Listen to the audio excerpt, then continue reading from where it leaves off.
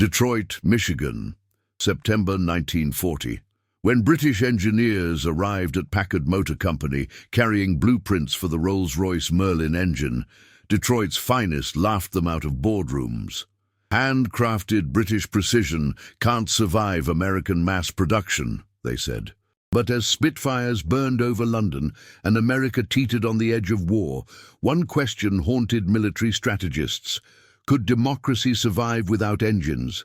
What happened next would prove that American industrial might could transform even the most delicate British engineering into a weapon of mass liberation. Packard Motor Company Headquarters, Detroit, September 12, 1940, 9:47 a.m. The conference room on East Grand Boulevard smelled of machine oil and coffee gone cold. Outside, the Detroit River reflected grey autumn clouds, while inside, silence hung thick as British Air Commission representatives unrolled technical drawings across mahogany tables. Colonel James Hives, Rolls-Royce's production director, watched American executives lean forward, their expressions shifting from curiosity to disbelief. The Rolls-Royce Merlin XX engine sprawled across blueprint paper in meticulous detail, 12 cylinders arranged in a 60-degree V configuration, supercharger assembly, reduction gearing, and 14,220 individual components machined to tolerances measured in 10,000ths of an inch. Each engine required 8,000 man-hours of handcrafting by master craftsmen in Derby, England. Britain's shadow factories produced 40 engines weekly. America needed 400. George Christopher, Packard's chief engineer, traced his finger along the crankshaft specifications. 53 years old, raised in Flint where his father assembled carriages, Christopher had spent 32 years transforming raw steel into luxury automobiles. His calloused hands knew the language of tolerances and metallurgy. What he saw terrified him. "These measurements," Christopher said quietly, "require craftsmen who apprenticed for decades. The camshaft alone needs manual fitting. Every bearing surface hand-scraped. You're asking us to mass-produce what Rolls-Royce treats as sculpture." Colonel Hives nodded grimly. "Britain loses 14 fighters daily over the Channel. Merlin engines power our Spitfires, our Hurricanes, our bombers. Without American production, the Royal Air Force dies by Christmas. Democracy dies with it." Jesse Vincent, Packard's vice president of engineering, stood abruptly.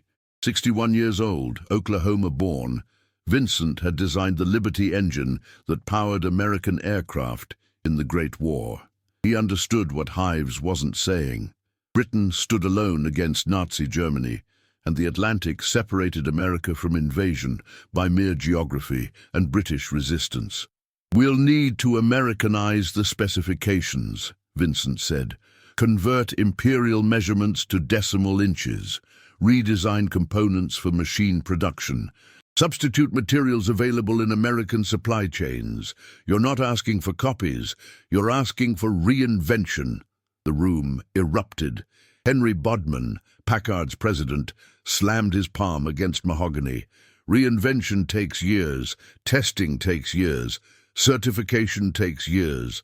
Britain doesn't have years." But Vincent's mind already raced through possibilities. Highland Park Ford plant proved assembly lines could produce Model Ts at rates considered impossible. Willow Run would soon construct B-24 bombers on moving production lines. American manufacturing philosophy contradicted British tradition. Instead of training workers for decades, design processes so systematized that capable workers master them in weeks. Replace hand-fitting with precision machining. Substitute artisan judgment with engineering specifications so exact that components become interchangeable. 6 months, Vincent said. "Give us 6 months to prove it's possible." Military observers from right field exchanged skeptical glances. Major Donald Fitzgerald, Army Air Corps procurement, had witnessed too many contractor promises evaporate into cost overruns and delivery failures. "Mr. Vincent, Allison's been developing liquid-cooled engines for 8 years. Their V1710 still has teething problems. You're proposing to reverse-engineer British technology, adapt it to American production, and achieve reliability in 6 months? Christopher pulled a pencil from his shirt pocket, sketching rapidly on notepad margins. The crankshaft's our first problem. Rolls-Royce uses nitriding, a surface-hardening process taking 72 hours per component. We'll substitute case hardening, reduce time to 18 hours without sacrificing strength. The supercharger casing requires sand casting with hand finishing. We'll develop precision die casting, eliminate 90% of hand labor. Colonel Hives watched Christopher's sketch evolve, recognizing the audacity. You'll need Rolls-Royce cooperation, complete metallurgical specifications, access to testing data, manufacturing tolerances we've spent 20 years developing. And we'll need governmental authority, Bodman added, addressing Major Fitzgerald. Priority access to aluminum, chromium, molybdenum, machine tool requisitions, skilled workers already employed in defense contracts. This isn't automobile production, this is industrial mobilization. Fitzgerald nodded slowly. President Roosevelt authorized cash and carry provisions for Allied purchases. If Britain contracts with Packard, Army Air Corps will facilitate material priorities. But gentlemen, British pilots are dying today. When can you deliver production engines? Vincent calculated silently. Blueprint conversion 3 months, tooling development 2 months, prototype assembly 4 weeks, testing 6 weeks, production ramp-up 8 weeks. First production engine, April 1941. 100 engines monthly by June, 400 monthly by December. Silence returned as men absorbed implications. Outside, Detroit continued its rhythm. Streetcars clanging, factory whistles marking shift changes, ordinary Americans living ordinary lives unaware that in this boardroom 9 men contemplated industrial transformation that would help determine whether democracy survived or perished. Christopher broke the silence. There's one more problem. Rolls-Royce builds engines for performance. We'll be building for mass production. Every simplification risks performance degradation. Every material substitution risks reliability failure. We're not just adapting an engine, we're adapting a philosophy. Then adapt it, Hive said quietly, because the alternative is Nazi bombers over London without opposition. Vincent extended his hand across blueprints and coffee stains. Packard accepts the contract. God help us if we fail. That handshake committed Packard Motor Company to the most ambitious engineering project in American industrial history. As British representatives departed into September afternoon, Christopher remained alone, with blueprints, calculator, and growing understanding of consequences. 14 RAF pilots died daily. Each day Packard delayed meant more names added to casualty lists. The mathematics were brutal and inescapable. He picked up the telephone, placing calls to metallurgists at MIT, production specialists at Ford, tooling manufacturers in Cleveland. By midnight, Christopher had assembled teams that would work 90-hour weeks for the next 6 months. They would fail, adapt, fail again, and ultimately succeed, because failure meant accepting death as inevitable. The race had begun. Packard Plant Number 5, Detroit. January 15th, 1941, 5:30 a.m. Winter darkness pressed against factory windows as third-shift workers filed through security gates, lunch pails in hand, breath condensing in 14-degree cold. Inside Plant 5, newly installed machinery waited. 30-ton vertical boring mills from Cincinnati, horizontal milling machines from Kearney and Trecker, precision grinders from Norton. Equipment requisitioned under defense priorities, delivered ahead of automobile manufacturers, installed while Packard engineers still struggled to convert British specifications into American manufacturing reality. George Christopher walked the production floor alone, footsteps echoing across empty concrete. 4 months since accepting the Merlin contract, and problems multiplied faster than solutions. The crankshaft still vibrated excessively during testing. The supercharger casting showed microscopic porosity. The camshaft timing proved inconsistent. British tolerances assumed human judgment, compensated for inevitable variation. American mass production demanded repeatability without judgment. Margaret Sullivan arrived at 6 a.m. sharp, the first of 18 women recruited from Packard's instrument department. 32 years old, daughter of Polish immigrants, Sullivan had spent 12 years calibrating automotive gauges to thousandth-inch precision. Now she supervised quality control for Merlin components, requiring 10,000th-inch tolerance. Her inspection bench held micrometers, bore gauges, and rejection tags that stopped production when specifications weren't met. "Morning, Mr. Christopher," Sullivan said, removing her coat to reveal coveralls and steel-toed boots. "How bad's the crankshaft situation?" Christopher handed her test reports from right field. Dynamic balancing shows harmonic vibration at 2,250 RPM. British engines don't exhibit this pattern. We've changed something fundamental and I can't identify what. Sullivan studied graphs showing vibration amplitude versus engine speed. Different steel alloy? Same carbon content, same chromium percentage.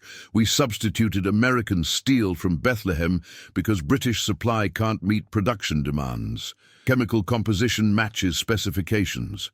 But grain structure doesn't, Sullivan said, recognizing what Christopher missed. British steel uses open hearth process, takes 12 hours, produces fine grain structure. American electric arc furnaces work faster, create coarser grains, change vibration characteristics. Christopher stared at her, then grabbed the telephone. Within 2 hours, metallurgists from Bethlehem Steel arrived with microscope slides showing grain boundary differences invisible to naked eyes but crucial for high-speed rotation. By afternoon, Bethlehem modified their process, adding grain refining elements and controlled cooling. Problem solved through collaboration between factory floor expertise and materials science. But solving one problem revealed 3 more. The cylinder head castings cracked during heat treatment. The reduction gearing wore prematurely. The coolant pump leaked under pressure. Each failure triggered redesign, retooling, and delay, while RAF losses continued mounting. January became February. British pilots flew Spitfires, powered by Merlin engines, assembled in Derby by craftsmen working 70-hour weeks, sleeping in factories during Luftwaffe night bombing. American newspapers reported Battle of Britain casualties. 544 RAF fighters destroyed in July, 403 in August, 358 in September. Behind each statistic were names, families, futures extinguished because engines couldn't be produced fast enough. James Harrington joined Packard in February, transferred from Ford's River Rouge plant under defense mobilization orders. 28 years old, raised in rural Tennessee, Harrington had operated stamping presses for 6 years before Ford sent him to night classes in industrial engineering. Now, he managed assembly line timing for Merlin production, calculating how to sequence 14,220 components into functional engines. "We're thinking wrong," Harrington announced during March production meeting. "Rolls-Royce builds engines at workbenches. Master craftsmen and 2 assistants assemble complete engine over 3 days. We're trying to replicate that with assembly lines and it's not working." Vincent leaned forward. "Explain." Harrington unrolled production charts showing sequential assembly steps. Ford builds Model Ts using 45 sequential stations. Each worker performs one task, takes 90 seconds, moves to next vehicle. We're trying to apply that to engines requiring 8,000 man-hours. Wrong scale entirely. We need intermediate approach. Sub-assembly stations feeding final assembly line. Christopher saw it immediately. Crankcase assembly becomes separate line. Cylinder head preparation becomes separate line. Supercharger assembly becomes separate line. Feed completed sub-assemblies to final line where they integrate. "Exactly," Harrington said. "And each sub-assembly line operates independently. If cylinder heads fall behind, doesn't stop crankcase production. We build inventory buffers, absorb variation, maintain flow." The redesign took 3 weeks. Packard transformed Plant 5 into interconnected production cells. 60 workers assembling crankshafts, 80 preparing cylinder heads, 40 building superchargers, 70 on final assembly. Each cell developed specialized expertise. Quality improved as workers repeated identical tasks thousands of times, developing intuitive understanding of tolerances and fits. By April, Packard produced its first complete Packard Merlin V1650 engine. Painted olive drab, equipped with American instrumentation, it looked nearly identical to British Merlin 6X, but incorporated 347 engineering changes, adapting it for mass production. The engine shipped to Wright Field for testing while Christopher Vincent and assembled workers waited for verdict. Test results arrived May 3rd via telegram. Engine performs to specification. Stop. Recommend production. Authorization. Stop. Christopher read it aloud to third shift workers gathered in Plant 5. They cheered, exhausted and triumphant, knowing 6 months of 90-hour weeks had proved American manufacturing could master British engineering. But production authorization meant new pressure, delivering 100 engines monthly by June. The learning curve remained steep, the challenges relentless, the stakes measured in lives saved or lost. Sullivan returned to her inspection bench. Harrington refined assembly sequences. Christopher tackled bearing problems. The race continued because winning meant democracy survived. Luftwaffe Intelligence Headquarters, Berlin, September 1941. Oberst Heinrich Rausch studied reconnaissance photographs spread across his desk, each image showing American fighter aircraft bearing unfamiliar profiles. P-51 Mustangs, equipped with liquid-cooled engines, appeared in RAF formations over France, their performance exceeding anything Allison-powered variants achieved. Climb rates increased 20%. Service ceilings extended to 41,000 feet. Combat radius expanded by 350 miles. These cannot be Allison engines, Rausch told his staff. Performance characteristics match Merlin XX specifications, but British production barely meets Spitfire demands. Where are additional engines coming from? Luftwaffe doctrine presumed American industrial capacity remained focused on automobile production, unprepared for military manufacturing's demands. Intelligence assessments predicted 18 months minimum before American factories achieved meaningful aircraft engine production. Yet evidence contradicted assessments. American fighters appeared in growing numbers, powered by engines exhibiting British performance with American reliability. Hauptmann Klaus Dietrich, responsible for Allied industrial analysis, presented findings from interrogated American pilots. They confirm engines manufactured by Packard Motor Company in Detroit. American production apparently reverse-engineered Merlin technology and established mass production within 12 months. Rausch rejected the conclusion. Impossible. Merlin engines require craftsmen trained for decades. American factories use unskilled labor and assembly lines. They produce quantity, not quality. These pilots are misinformed or lying. But aerial combat results told different story.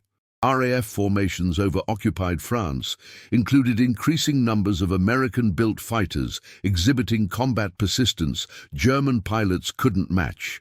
When Messerschmitt Bf-109s engaged P-51 Mustangs at 25,000 feet, the American aircraft maintained power output while German engines lost performance. When combat extended beyond 30 minutes, Packard Merlin engines demonstrated reliability German engines couldn't sustain. German engineering philosophy emphasized performance maximization through precision manufacturing and careful maintenance. Each engine received individualized attention. Mechanics adjusted components until achieving optimal performance. This approach produced superior aircraft, but limited production rates and required extensive maintenance infrastructure. American philosophy contradicted German assumptions fundamentally. Instead of training mechanics to adjust engines, Americans designed engines requiring no adjustment. Instead of accepting variation compensated through skill, Americans eliminated variation through process control. Instead of maximizing performance through craftsmanship, Americans achieved reliability through interchangeability. By November 1941, Luftwaffe intelligence could no longer deny reality. American factories produced Merlin engines at rates exceeding British production. P-51 Mustangs, P-40 Warhawks, and eventually B-25 bombers appeared powered by Packard Merlin V1650 engines. Each engine performed consistently, required minimal maintenance, and could be replaced in field conditions within 4 hours. Rausch filed reports warning that American industrial mobilization exceeded all projections. German responses proved inadequate. Daimler-Benz and Junkers increased production gradually, constrained by craftsman availability and factory capacity. American production expanded exponentially, constrained only by raw material supply and factory space. The strategic implications became undeniable when America entered the war after Pearl Harbor. Packard production reached 400 engines monthly by December 1941, 800 monthly by June 1942, 1,200 monthly by December 1942. German intelligence analysts calculated that American engine production would surpass combined Axis production by mid-1943. Their calculations proved accurate. German pilots reported encountering American fighters in every theater: North Africa, Mediterranean, Northern Europe. Each engagement demonstrated that American engines matched German performance while exceeding German reliability. When German fighters returned to base for maintenance, American fighters remained operational. When German factories struggled to replace combat losses, American factories produced engines in surplus. The philosophical gap proved unbridgeable.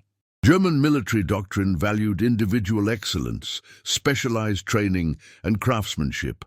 American doctrine valued standardization, replaceability, and mass production. Germany built weapons as if war were art. America built weapons as if war were manufacturing problem requiring industrial solution. Rausch's final report, submitted January 1943, concluded that Germany had fundamentally misunderstood American capabilities. The Americans did not simply copy British engines, he wrote.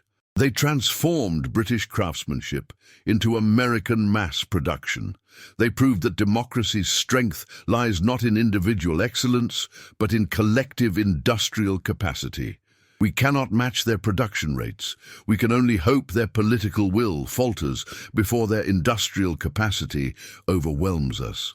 His superiors dismissed the report as defeatist, but Rausch understood what combat pilots already knew.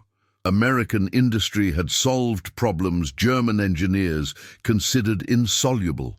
Packard's assembly line Merlin represented more than engine production. It represented industrial philosophy capable of outproducing, outlasting, and ultimately defeating enemies who relied on craftsmanship over capacity. Packard Plant 5, Detroit. August 14, 1945, 2:17 p.m. Factory whistles screamed across Detroit as workers poured from plant gates, newspapers declaring Japan's surrender. The Second World War ended after 6 years of industrial mobilization that transformed America from peacetime economy to arsenal of democracy. Inside Plant 5, third-shift workers abandoned assembly lines, embracing colleagues, weeping with relief that finally, impossibly, the killing had stopped. George Christopher stood on the production floor one final time, watching workers celebrate. 61 years old, greyer and more exhausted than when British representatives arrived 5 years earlier, Christopher had supervised production of 55,523 Packard Merlin engines. Each engine powered aircraft that flew combat missions over Europe, Africa, Asia, and the Pacific. Each engine represented American manufacturing capacity, transformed into instrument of liberation. The statistics told story of industrial achievement unprecedented in human history. Packard produced more Merlin engines than Rolls-Royce during the war years. Plant 5 employed 8,400 workers at peak production, operating 3 shifts daily, producing 18 engines per shift. The factory floor that once built luxury automobiles for wealthy customers had manufactured engines that equipped P-51 Mustangs, escorting B-17 bombers over Berlin, powered RAF Spitfires defending London, and drove P-40 Warhawks supporting ground forces across North Africa. Margaret Sullivan joined Christopher on the factory floor, watching workers celebrate. She had inspected 127,430 cylinder heads, rejected 3,147 for tolerance violations, and maintained quality standards that ensured Packard Merlin engines achieved reliability ratings exceeding British-manufactured variants. Her inspection bench would be dismantled tomorrow, equipment sold or returned to peacetime automotive production. "We saved lives," Sullivan said quietly. "Every engine we built meant pilots returned home." Christopher nodded. Military analysts estimated that P-51 Mustangs equipped with Packard Merlin engines achieved kill ratios exceeding 14-1 against Luftwaffe fighters. The extended combat radius allowed American bombers to strike deep into Germany with fighter escort, reducing bomber losses from 26% to less than 2% on escorted missions. British Air Marshal Sir Trafford Leigh-Mallory credited Packard Merlin production with enabling D-Day air superiority. "Without American engines, we could not have achieved the fighter dominance necessary for invasion success." James Harrington, now production superintendent, joined them. He had refined assembly line processes that reduced engine assembly time from 8,000 man-hours to 2,400 man-hours through systematic efficiency improvements. His techniques would influence post-war manufacturing across American industry, proving that complex precision engineering could be mass-produced without sacrificing quality. "What happens now?" Harrington asked. Christopher shrugged. "Packard returns to building automobiles. The factory converts back to peacetime production. Workers find new jobs or return to automotive assembly. We proved something important. Then we move on." But moving on proved complicated. Veterans returned from European and Pacific theaters, carrying memories of P-51 Mustangs that brought them home alive. They remembered engines that started reliably in -40-degree cold, ran consistently at 41,000 feet altitude, and delivered rated power after 500 combat hours. They knew abstractly that Detroit factories built those engines, but understanding the human effort behind production required imagination most couldn't sustain. Recognition came slowly and incompletely. Packard received Army-Navy E Award for excellence in wartime production. Christopher and Vincent received presidential commendations. Sullivan returned to peacetime gauge calibration, her wartime contributions unrecognized officially, but remembered by colleagues who understood her importance. Harrington applied lessons learned to post-war manufacturing, spreading assembly line innovations throughout American industry. The deeper legacy emerged gradually as historians examined wartime production records. America produced 324,750 aircraft during World War II, compared to Germany's 119,307. American factories outproduced Axis industrial capacity by factors that seemed impossible in 1940. The transformation from peacetime economy to wartime production represented mobilization of resources, talent, and determination unprecedented in human history. Packard's achievement exemplified this transformation. When British representatives arrived in September 1940, American production of high-performance aircraft engines totaled zero. By August 1945, American factories produced more aircraft engines than all other nations combined.